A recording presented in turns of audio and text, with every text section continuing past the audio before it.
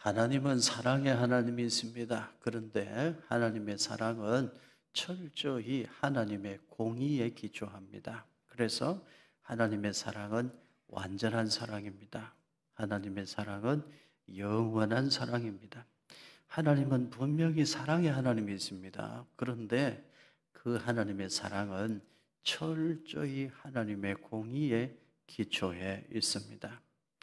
우리 하나님께는 불의함이 전혀 없습니다. 그래서 하나님께서 한 가지 못하시는 게 있습니다. 하나님 못하시는 게 뭐냐?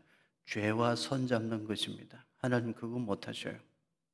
하나님은 죄와 더불어 적당히 타협하는 것, 하나님 그거 못하셔요. 사람들의 죄를 용서하고 저 사람들을 구원해야 되겠으니 사람들의 죄를 적당히 없는 것으로 하자. 너희들의 죄를 적당히 없는 것으로 해줄게. 하나님 그게 안 되셔요. 하나님은 온전히 의로우신 분이시고 불의가 전혀 없는 분이기 때문에 죄와 더불어 손잡는 거, 죄와 더불어 적당히 타협하는 거 하나님 못하셔요. 그래서 하나님은 기어이 독생자, 성자 예수님을 십자가에 내어주셨습니다. 예수님께서 6월절 어린 양으로 이 땅에 오셔서 우리의 죄짐을 다 짊어지시고 십자가에 달려 고통하실 때 우리 주님 부르짖어 간구하셨지요. 엘리 엘리 라마 사박다니, 나의 하나님 어찌하여 나를 버리셨나이까. 예수님이 십자가의 고통을 다 감당하시면서 처절하게 절규하실 때 그때에도 성부 하나님은 끝까지 외면하셨어요. 예수님으로 하여금 십자가의 고통, 우리의 죄짐, 우리의 죄값 다 치르게 하셨어요. 적당히 대충 흉내내는 것으로 하자. 그게 아니에요. 우리 하나님 그게 안 되는 분이에요. 우리의 죄값을 예수님이 온전히 철저히 다 치르게 하셨어요. 그래서 예수님께서 십자가 위에서 절규하실 때에도 성부 하나님은 끝내 외면하셨어요. 성경을 읽어보십시오. 하나님은 사랑의 하나님이신데 너무 무섭습니다. 하나님 무서워요. 하나님을 알면 알수록 하나님은 어떤 분이냐? 하나님은 너무나 무서운 분이에요. 신앙은 하나님을 두려워하는 것입니다. 하나님을 두려워하지 않는 것은 신앙이 아닙니다. 하나님은 어디 계시느냐? 나는 내 눈에 안 보이는 하나님을 믿느니 내 눈에 보이는 내 주먹을 믿겠다. 그런 말 하는 사람들이 있죠. 하나님을 두려워할 줄 모르는 사람들이 있지 않습니까? 신앙이 없어서 그래요. 그 사람들은 구원받은 사람 아닙니다. 신앙은 하나님을 두려워하게 만들어요. 신앙은 하나님을 두려워하는 것입니다. 하나님을 두려워하지 않는다? 믿음이 없는 거예요. 세상 사람에 불과한 것입니다. 시편 112편 1절 말씀 우리 같이 읽으십시다. 할렐루야. 여호와를 경외하며 그의 계명을 크게 즐거워하는 자는 복이 있도다. 여기 경외라는 단어, 히브리어로 야레라는 단어인데요. 이 경외, 야레라는 단어의 뜻이 떤다는 거예요. 두려워서 떨어. 너무 두려워서 전율하는 것으로 의미해요. 경외, 공경할 경, 두려워할 외자입니다. 신앙이란 뭐냐? 하나님 경외하는 것입니다. 쉽게 풀어서 설명하면 믿음이란 뭐냐? 하나님을 두려워하는 거예요. 하나님을 두려워할 줄 아는 거예요. 믿음은 하나님을 두려워하게 만들어요. 하나님을 알면 알수록 하나님은 두렵습니다. 하나님을 두려워하지 않는 것은 신앙이 아닙니다. 하나님을 두려워하지 않는 사람은 믿음이 없는 사람이요. 하나님을 두려워하지 않는 사람은 하나님을 모르는 사람이요. 아직 구원받은 사람이 아닌 거예요. 정말 하나님을 믿는 사람은 하나님을 두려워할 수밖에 없습니다. 시편 112편 1절을 다시 보세요. 여호와를 경외하며 그의 계명을 크게 즐거워하는 자는 복이 있도다 말씀했는데 이 말씀 자세히 보면 여호와를 경외하는 사람과 동격인 사람이 있죠. 하나님의 계명을 크게 즐거워하는 자, 서로 동격이에요. 같은 의미의 다른 표현이죠. 하나님을 경외하는 사람, 하나님을 두려워하는 사람은 하나님의 말씀을 듣는다.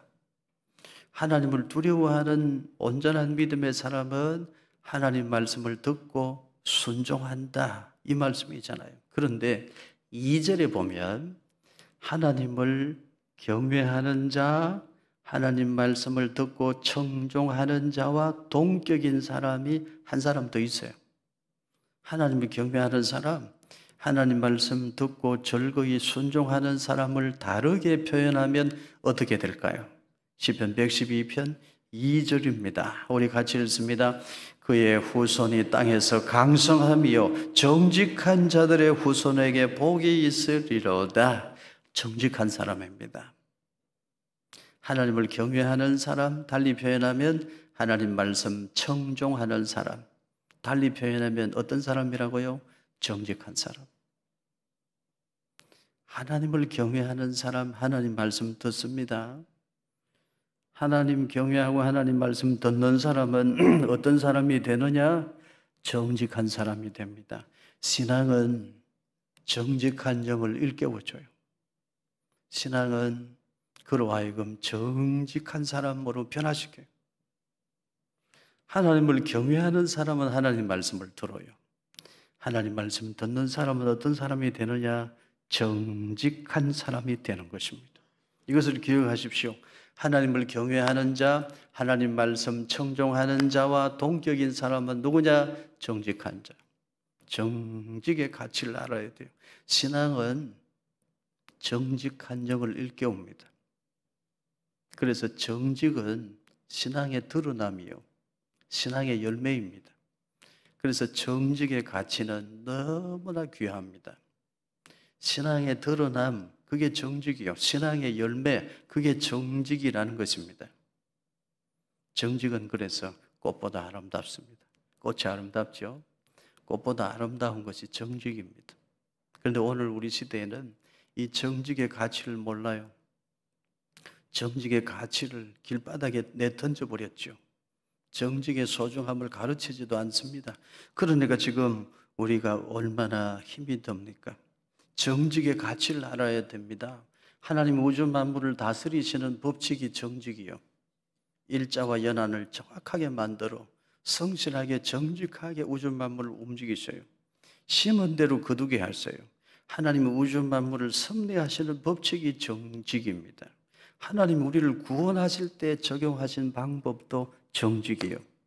예수님 적장이 십자가 지고 우리의 죄값을 치르는 흉내 내자, 그게 아니요. 처절하게 채찍에 다 맞으셨어요. 십자가에 달려 그 고통 다 감당하셨습니다. 하나님이 우리를, 죄인된 우리를 구원하실 때 사용하신 방법도 정직이요. 정직의 가치를 알아야 돼요. 오늘 우리 시대가 이렇게 힘든 것은 정직의 가치를 모르기 때문에 그래요. 정직의 소중함을 가르치지 않기 때문에 그렇습니다. 정직의 가치를 알아야 됩니다. 잠언 11장 11절 같이 읽으십시다. 성읍은 정직한 자의 축복으로 인하여 진흥하고 약한 자의 입으로 말미암아 무너지느니라. 정직의 가치를 알아야 돼요. 정직한 사람이 축복의 통로가 됩니다. 정직한 사람이 무슨 통로가 된다고요? 축복의 통로가 돼요. 하나님 정직한 사람을 통하여 복을 주셔요. 하나님의 은혜, 거룩한 은혜는 깨끗한 믿음의 통로, 정직한 심령을 통하여 흘려보내시는 거예요. 그래서 정직한 사람이 많아야 나라가 잘 돼요. 정직한 사람들이 많아지고 정직한 사람들이 정직한 말을 많이 하고 그 정직한 사람들이 성읍을 축복하면 성읍도 진흥하고 복을 받아요. 나라가 잘 되는 비결도 어디에 있습니까? 정직한 사람이 많아져야 될 줄로 믿습니다. 하나님 경외하는 사람, 하나님 말씀 정종하는 사람, 정직한 사람, 그 사람이 국가 발전의 원동력입니다. 하나님을 경외하는 사람, 하나님 말씀 청종하여 말씀대로 살아가는 사람, 정직하게 사는 사람, 그들이 국가 발전의 이게 기초가 돼요. 그 사람들이 국가 발전의 원동력이 되는 거예요. 성경에 말씀했어요. 정직한 사람들이 많아져야 나라가 잘 되고 석업도 진흥한다. 정직의 가치를 알아야 됩니다. 정직한 사람을 통해 하나님의 은혜가 흘러가요. 정직한 사람이 축복의 통로가 되는 것입니다. 정직한 사람들이 정치를 하면 얼마나 좋을까요? 정직한 사람들이 국가 경제를 이끌어가면 얼마나 좋을까요? 우리나라에 정직한 정치인들이 많아지고 정직한 경제인들이 많아지기를 예수님의 이름으로 축복합니다. 그래야 우리나라가 잘 돼요. 오늘날 우리 사회가 불안하고 불만이 가득하고 묻지마 사건, 사고, 칼부림이 있고 메마른 세상이 되어가는 것, 이 근본 원인이 어디냐? 우리 사회가 정직의 가치를 지금 헌신짝 취급하고 있다는 거예요. 이게 문제입니다. 어릴 때부터 바르게 가르쳐야 되는데 이거 안 가르쳐서 그런 거예요. 더 단호해야 됩니다. 정직하지 못한 것들에 대하여 더 단호하고 더 엄격한 사회 규범이 필요합니다. 시골에 할머니 한 분이 시골 아무도 없는 버스 정류장에 나와서 몸을 부들부들 떨고 있어요. 할머니, 몸을 왜 그렇게 떨고 있습니까? 왜 무슨 일이 있습니까? 왜 그렇게 두려워하고 불안해하세요? 아이고, 우리 아들이 지금 일이 잘못돼가지고 우리 아들이 지금 감옥 가게 생겼는데, 잡혀 들어가게 생겼는데 내가 빨리 농협에 가서 1,000만 원을 입금을 해야 돼. 그런데 버스가 왜 이렇게 안 오는지 몰라. 아니, 무슨 일인데 그렇습니까?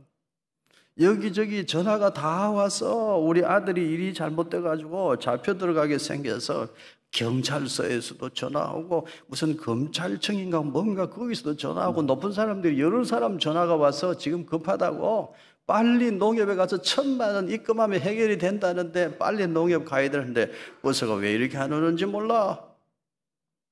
할머니, 아드님하고는 통화하셨습니까? 아드님하고 통화하기 전에는 절대 농협에 가지 마세요. 자부 되시는 분 며느리하고도 통화하고 사실인가 확인해야 됩니다. 100% 보이스피싱 같은데요. 아니, 누가 우리 아들 가지고 그런 장난을 친단 말이야? 세상에 그런 사람이 어디 있어? 할머니, 세상이 그런 세상이 됐습니다.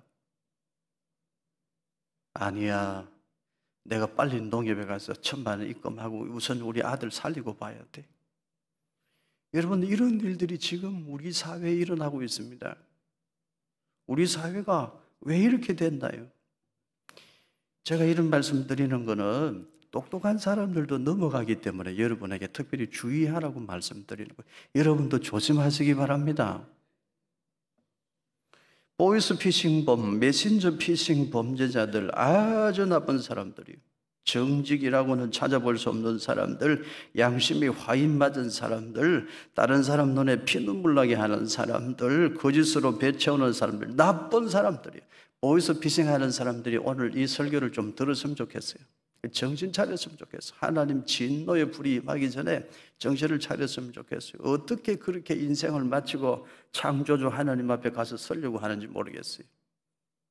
속히 회개하고 정신 차리고 그 나쁜 사람들도 하나님 앞으로 돌아오기를 바랍니다. 요즘은 메신저 피싱 범죄가 더 많아지고 있습니다. 여러분 조심해야 돼요. 안녕하세요, 여기 검찰청입니다. 아무 계시죠? 예, 맞습니다. 제가 카톡으로 다 보내드렸는데 다 확인하셨죠? 카톡으로 다 보내드렸는데 자세히 보내드린 다 읽어보셨죠? 지금 아모게스의 계좌가 불법 거래에 이용이 돼가지고 이거 바로 잡아야 됩니다. 우리가 바로 잡아드리려고 전화했습니다. 너무 걱정은 하지 마세요. 묻는 말이 대답만 하면 됩니다. 안 그러면 이 검찰청에 나와서 대면 조사를 받아야 되는데 대면 조사 받으시겠어요? 아니면 전화로 간단하게 해결하시겠어요? 전화로 해결하겠습니다. 우선 이 계좌부터 정지를 시켜야 되니까 몇 가지 질문에 그대로 빨리 대답만 하시면 됩니다. 우선 본인 확인하겠습니다. 주민번호 말씀해 주세요. 예, 다 말해줘요. 계좌를 정지시켜야 되니까 계좌번호 빨리 불러주세요. 네. 비밀번호 빨리 불러주세요. 네. 그러면 이제 다 끝났죠? 예, 이제 일 없습니다. 이제 일 없습니다. 이게 발음이 좀 이상한데, 너 누구야? 너 누구야? 다행히 알아채서 다행이지. 근데 요즘은요, 아주 서울말을 한대요, 서울말. 조심해야 돼요. 우리 사회가 여러분, 왜 이렇게 됐나요? 이 거짓으로 먹고 사는 사람들, 이 사람들에게 한마디 해주고 싶은 말이 있어요. 여러분 아시는 분은 아실 거예요. 옛날에 개그맨, 유명한 개그맨이 개그 프로에서 한마디 한 게 있어요. 기억나요? 지구를 떠나거라. 그 말 해주고 싶어요. 어떻게 사람이 그렇게 살 수 있나요? 그러면 안 되죠. 주식 사기꾼들, 나쁜 사람들입니다. 투자 사기꾼들, 먹튀하는 사람들, 나쁜 사람들이에요. 선량한 사람들 한 푼, 두 푼, 밝은 미래, 은퇴 이후의 삶, 그 꿈꾸고 한 푼, 두 푼 거기에 같이 믿고 투자하는데 다 모아가지고 자기 배만 불리고 도망을 가. 나쁜 사람들. 사람 그렇게 살면 안 됩니다. 반도체 핵심 기술, 가장 앞서가는 핵심 반도체 기술, 그걸 빼돌려요. 돈 받고 다른 나라에 팔아버. 2차 전지 핵심 기술, 배터리 기술, 그걸 빼돌려, 유출시켜. 돈 받고. 그런 사람이 많은 나라가 잘 되겠습니까? 나라 안 됩니다. 이렇게 가면요. 성경에 정확하게 말씀했어요. 정직한 사람들이 많아져야 성읍이 진흥하고 나라도 복을 받는다고 말씀했어요. 여러분, 우리 그리스도인들부터, 우리부터 더 정직한 삶을 회복해야 될 줄로 믿습니다. 우리가 더 정직해져야 돼요. 작은 거짓도 용납하면 나중에 큰 거짓말쟁이가 돼요. 우리 예수님 믿는 사람들이 더 정직한 사람 되기를 축복합니다. 나부터 하나님을 더 두려워하는 정직한 믿음으로 살기를 바랍니다. 이전에 옛날에 버스 안내양이 있던 시절, 버스 안내양 모집할 때 이 아가씨는 교회 다니는 사람입니다. 이 자매, 이 아가씨는 예수 믿는 사람입니다. 아, 그렇습니까? 그러면 면접 볼 필요 없습니다. 내일부터 와서 근무하시오. 이전에는요, 교회 다니는 사람이라고 하면 면접 볼 필요가 없다고 그랬어요. 예수 믿는 사람은 믿어도 된다고 했어요. 그 시절 생각해 보세요. 그 시절에 이 땅에 교회가 가장 힘있게 부흥했어요. 그 시절에 이 나라 경제도 모든 면에서 힘있게 일어났어요. 성경에 정확하게 말씀했어요. 정직한 자들이 많아야 나라도 잘 되고 복을 받는 거예요. 우리 그리스도인들부터 다시 처음으로 돌아가 하나님 두려워하는 믿음으로 하나님 말씀 청종하고 정직한 믿음으로 살기를 예수님 이름으로 축원합니다. 정직의 가치를 알아야 돼요. 정직을 팔아먹고 돈 몇 푼 챙기고 기술을 빼돌리고 거짓말하고 사기치고 하나님 믿는 사람 아닙니다. 신앙은 하나님을 두려워하는 거예요. 정말 하나님을 믿는다면 하나님을 두려워할 수밖에 없어요. 하나님을 알면 알수록 하나님을 두려워하게 돼요. 하나님을 두려워하지 않는 것은 믿음이 없다는 거예요. 하나님을 두려워하는 사람은 정직한 사람이 됩니다. 정직한 사람이 많아지면 나라도 복을 받아요. 정직한 사람이 축복의 통로가 돼요. 신앙은 정직한 영을 일깨우기 때문에 그렇습니다. 사람이 사람을 믿을 수 없는 세상에서 산다는 건 얼마나 슬픈 일입니까? 정직의 가치를 상실한 곳, 거기가 지옥이요. 정직을 팔아먹고 거짓으로 채운 마음, 그 마음이 지옥의 마음이에요. 지옥에서 살았어야 되겠습니까? 시편 112편 2절을 다시 보십시오. 그의 후손이 땅에서 강성하며 정직한 자들의 후손에게 복이 있으리로다. 하나님 경외하는 사람, 하나님 말씀 청종하는 사람, 정직한 사람은 동격이에요. 그렇게 정직한 사람은 축복의 통로가 됩니다. 그런데 성경은 말씀해요. 시편 112편은 말씀해요. 정직한 사람은 축복의 통로가 되는데 자기 후손에게도 축복의 통로가 된다고 말씀해요. 이 말씀 믿으시기를 바랍니다. 정직한 자들의 후손에게 복이 있다고 말씀해요. 정직한 사람이 축복의 통로인데 정직한 사람은 후손들에게 축복의 통로가 됩니다. 아버지가 정직한 믿음의 사람이면 그 아들에게 하나님의 은혜가 임해요. 어머니가 정직한 믿음의 사람이면 그 딸들에게 하나님의 은혜가 임하는 거예요. 정직한 자들의 후손에게 복이 있다. 성경이 말씀했어요. 어떤 복이 있나? 시편 112편 4절입니다. 우리 큰 소리로 같이 읽겠습니다. 정직한 자들에게는 흑암 중에 빛이 일어나나니 그는 자비롭고 긍휼이 많으며 의로운 이로다. 여러분 저를 따라하세요. 흑암 중에도 빛이 일어난다. 캄캄한 밤에도 빛이 비친다. 아멘. 성경의 말씀이요. 어떤 사람에게 이런 은혜가 임한다고요? 정직한 사람에게. 정직한 사람의 후손에게 이런 은혜가 임한대요. 이 말씀 기억하세요. 정직의 가치, 정직의 소중함을 알아야 돼요. 정직을 팔아먹고 거짓으로 채운 삶, 그건 지옥 인생이에요. 넘어질 일밖에 없어요. 정직한 사람은 축복의 통로가 됩니다. 자기 자신의 삶에 축복의 통로가 돼요. 정직한 사람은 축복의 통로가 됩니다. 자기 후손들에게. 그러니 여러분 정직해야죠. 정직함을 우리가 회복해야 됩니다. 부모인 우리가 먼저 정직한 사람으로 살아서 우리 자녀들의 앞날에 흑암 중에도 빛이 비치는 은혜가 있기를 축원합니다.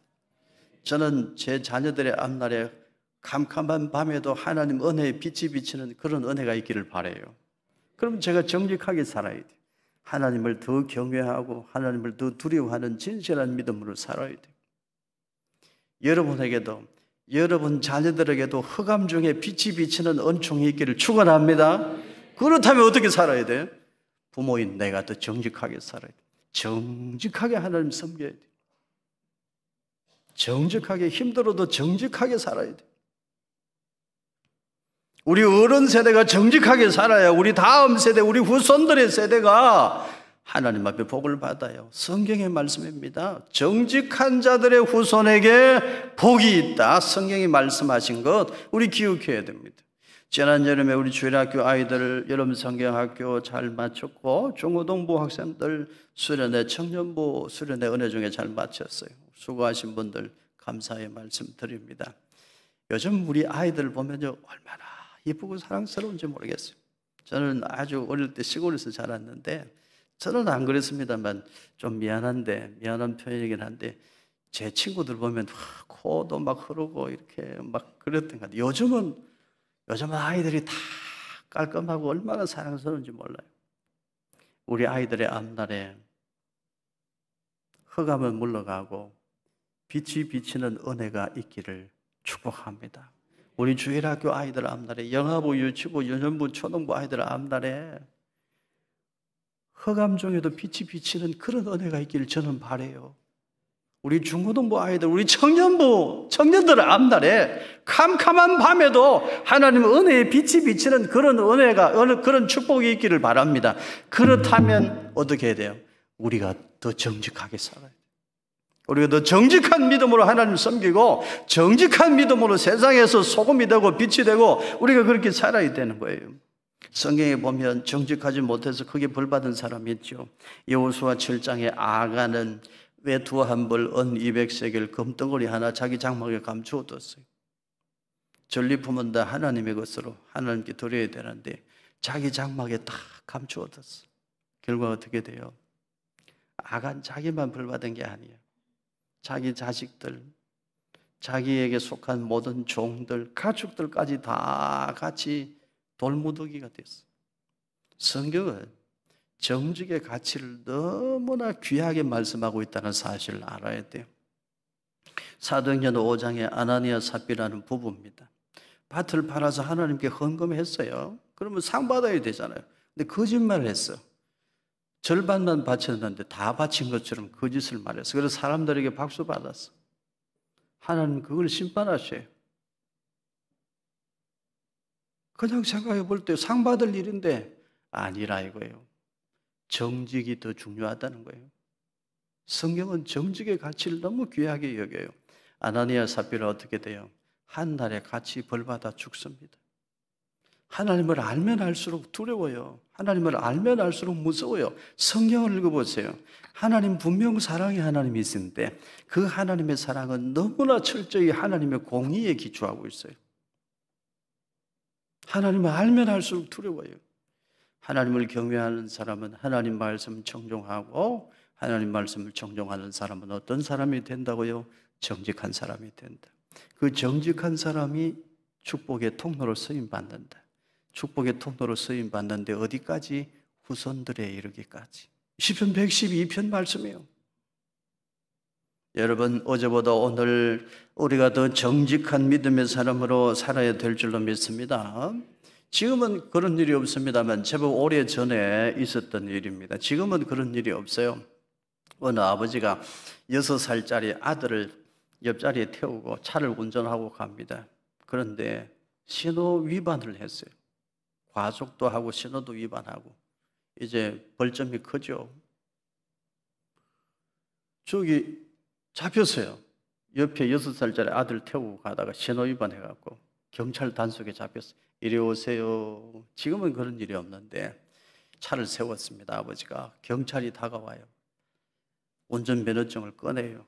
운전면허증 밑에 10,000원짜리 한 장 똘똘 말아서 같이 여기 그러니까 경찰이 경례를 딱 붙이더니 운전 조심하세요. 그리고 그냥 가는 거예요. 6살짜리 아들이 그걸 봤어요. 지금은 그런 일이 없어요. 옛날에 있었던 일이니까. 그 아들이 자라서 대학생이 됐어요. 대학교 들어가서 이제 등록금을 내가 좀 마련해야지. 부모님 신세만 지면 되냐. 그래서 아르바이트를 했는데 어디서 아르바이트를 했느냐?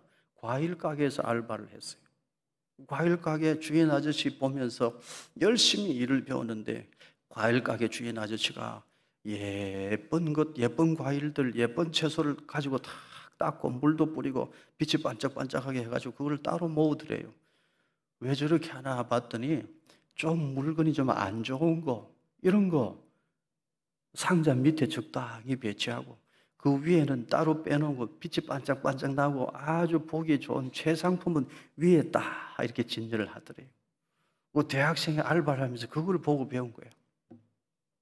드디어 대학교를 졸업했어요. 직장에 취직했습니다. 1년 만에 감옥에 붙잡혀갔대요. 이유가 뭐냐? 회사 공금을 조금씩 빼돌렸다가 나중에는 크게 한 통 해가지고 들통 나서 감옥에 잡혀갔대요. 그리고 아버지가 놀래서 아들을 찾아갔어요. 야 이놈아, 네가 어쩌다가 이렇게 됐냐, 야 이놈아. 아버지도 이렇게 살잖아요. 다들 이렇게 살던데요, 뭐. 나도 이렇게 사는 게 맞는 줄 알았죠. 재수가 없어가지고 내가 걸린 거지. 다들 이렇게 사는데, 아이고, 재수 없어. 인생 망친 거잖아요. 교육의 기초가 뭘까요? 정직입니다. 하나님 경외하는 믿음은 정직으로 나타나요. 이거 가르쳐야 나라가 사는 거예요. 사랑하는 성도 여러분, 우리 더 정직하게 살아갈 수 있기를 바랍니다. 작은 거짓도 용납하기 시작하면요, 큰 거짓도 허락하게 돼 있어요. 아버지가 정직한 사람이면 아들이 복을 받아요. 어머니가 정직한 사람이면 딸이 복을 받아요. 우리도 하나님 경외하는 믿음으로 더 정직한 믿음으로 살아야 될 줄로 믿습니다. 시편 11편 7절 말씀 같이 읽으십시다. 여호와는 의로우사 의로운 일을 좋아하시나니 정직한 자는 그의 얼굴을 배우리로다. 누가 하나님의 얼굴을 배울 수 있다고요? 정직한 자. 여러분 하나님 앞에 가서 섰어요. 얼굴 들 수 있을까요? 정직하지 못한 사람은 하나님 앞에 얼굴을 못 들어. 이렇게 하겠지. 여러분, 저도 여러분도 하나님 앞에 가서 얼굴을 들고 하나님 볼 수 있는 성도 되기를 바랍니다. 인생의 성패는 거기서 드러나는 거예요. 여기서 뭐 얼마나 가졌냐, 얼마나 누리냐 그 문제 아니에요. 인생에 성공했느냐, 인생에 실패했느냐는 하나님 앞에 가서 하나님의 얼굴을 배울 수 있느냐, 하나님 앞에 얼굴을 못 드느냐, 거기서 판가름 나는 거예요. 잠언 11장 3절 같이 읽습니다. 정직한 자의 성실은 자기를 인도하거니와 사악한 자의 패역은 자기를 망하게 하느니라. 정직한 자의 그 성실함이 결국은 그 사람을 살려. 패역한 자의 거짓은 결국 그 사람을 망치는 거예요. 여러분, 하나님 앞에서 정직하기를 바랍니다. 남편 되신 성도 여러분, 자기 부인 앞에서 정직하기를 바랍니다. 아멘. 아내 되시는 분들, 자기 남편 앞에서 정직하기를 바랍니다. 아멘. 정직한 믿음 찾아야 돼요. 시편 97편 11절 같이 읽습니다. 의인을 위하여 빛을 뿌리고 마음이 정직한 자를 위하여 기쁨을 뿌리는도다. 하나님은 빛을 뿌려주시고 흑암중에도 빛을 뿌려주시고 의로운 사람들 하나님 기쁨을 뿌려주시고 누구에게요? 정직한 자들에게 기쁨을 뿌려주시고 여러분 하나님이 여러분에게 기쁨을 뿌려주시기를 축복합니다. 정직한 자들에게 하나님이 기쁨을 뿌려주시고 저도 마음 같아서는 여러분에게 기쁨을 좀 뿌려드리고 싶어요. 이렇게 드리고 싶은데 저는 그럴 힘이 없고 그런 능력도 없고 그런 존재도 아니고 하나님은 기쁨을 뿌려주실 수 있는데 누구에게 뿌려주신다고요? 정직한 자에게. 사랑하는 성도 여러분, 우리 입술이 더 정직하기를 바랍니다. 우리 마음이 더 정직하기를 바라요. 우리의 삶이 더 정직한 삶이 되기를 예수님 이름으로 축원합니다. 예수님의 십자가에는 조금의 거짓도 없었어요. 이것을 기억하시기를 바라요. 예수님의 십자가는 진실한 십자가였습니다. 흉내내는 거 아니었어요. 우리 믿음 생활을 한다고 하면서 적당히 신앙생활을 흉내내는 종교인이 되어서는 안 되겠습니다. 진실한 그리스도인, 하나님 경외하는 사람, 하나님 말씀 적종하는 사람, 정직한 사람, 진실한 하나님의 사람으로 살아야 될 줄로 믿습니다.